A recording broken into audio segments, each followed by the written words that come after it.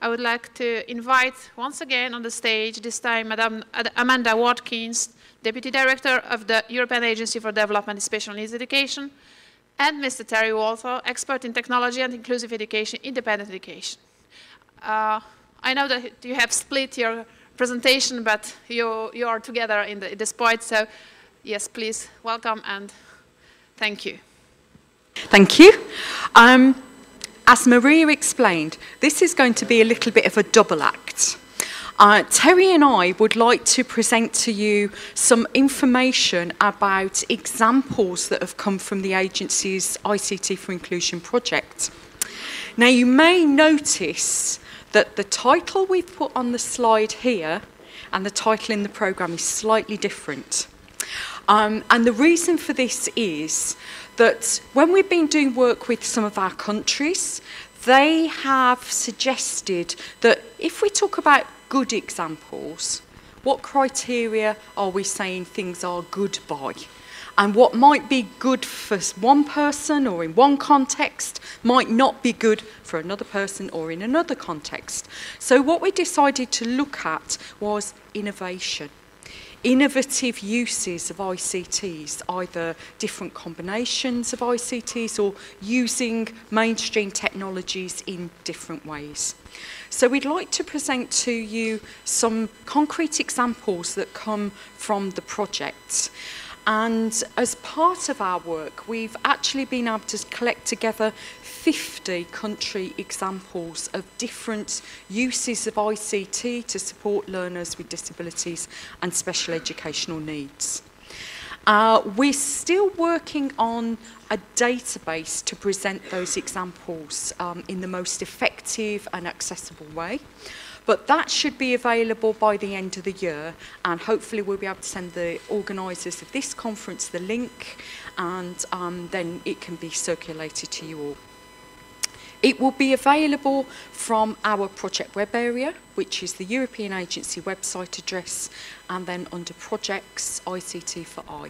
And we have a whole collection of country resources, the examples and the research abstracts that Terry mentioned to you earlier.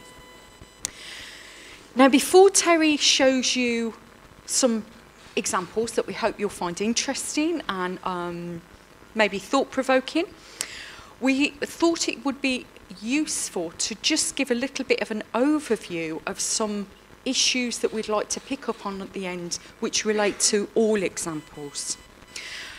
We asked our 25 participating countries to just send us what they thought were really innovative, interesting examples that could be shared at the European level.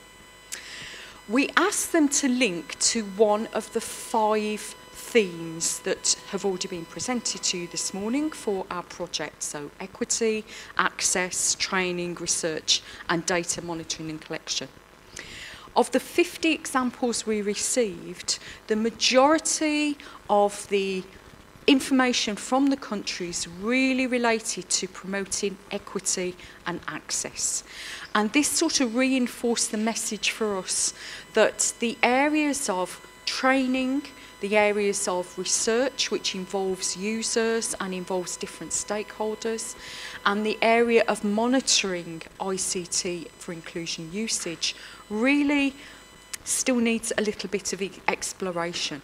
There's not the amount of work going on in these areas as much as the use of ICT to promote access and equity. One of the things we'd like to point out before we show you the examples is that it became very clear to us that innovative examples can be about using technology in different ways, but very often the most interesting examples in terms of reported impacts had elements within them which were really not to do with technology. They were to do with people's attitudes. They were to do with people's self-confidence in using ICT. And so we hope the examples that we're going to present will illustrate some of these points. Sometimes it's not just ICT which is important. It's attitudinal barriers, personal factors, particularly teachers' attitudes to using ICT. And so the key issues that we found were most explored in these examples were to do with how teachers work effectively with other professionals. And an important area that seems to be receiving a lot of attention across countries is the development of communities of practice. How can teachers and other professionals be put together in contact with each other so they can share information and so that they can have learning experiences with and between each other? In summary, from looking across our project works, what we would suggest is that very often the best examples really challenge ways of thinking about ICT. So it might not be that they are the best good examples in using ICT, but in some way they've challenged people's thinking and made them think in slightly different ways about how they can use ICT more effectively.